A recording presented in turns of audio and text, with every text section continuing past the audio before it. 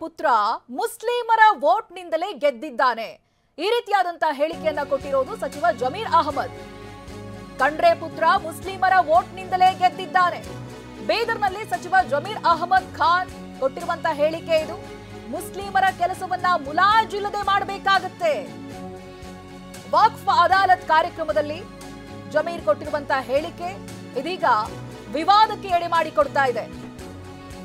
ಅವರೇನ್ ಹೇಳಿದ್ದಾರೆ, ಖಂಡ್ರೆ ಪುತ್ರ ಮುಸ್ಲಿಮರ ವೋಟ್ನಿಂದಲೇ ಗೆದ್ದಿದ್ದಾನೆ ಅಂತ.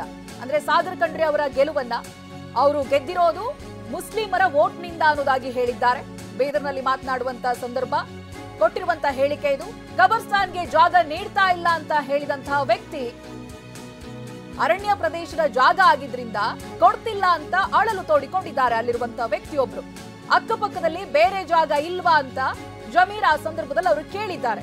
ಅದಕ್ಕೆ ಅವ್ರೇನಂತ ಹೇಳಿದ್ರು, ನಾವು ಮೊದಲಿಂದ್ರೂ ಕೂಡ ಅಲ್ಲೇ ಅಂತ್ಯಕ್ರಿಯೆಯನ್ನ ಮಾಡ್ತಾ ಇದ್ದೀವಿ ಅಂತ ಹೇಳಿದ್ದಾರೆ.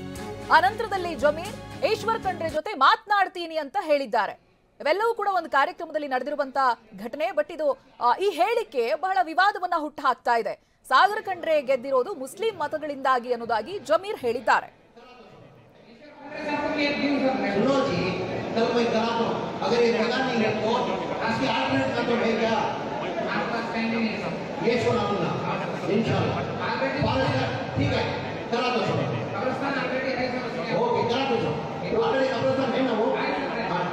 ईश्वर खंडर को बात करो कैसा भी ईश्वर खंडर का बेटा सिर्फ और सिर्फ हमारे मुसलमान वोटर के उद्देश्य दिया तो हमारा काम फैसला करके हमारे मुसलमान वोटर के उद्देश्य दिया तो हमारा काम फैसला करके हमारे मुसलमान वोटर के उद्देश्य दिया तो हमारा काम फैसला करके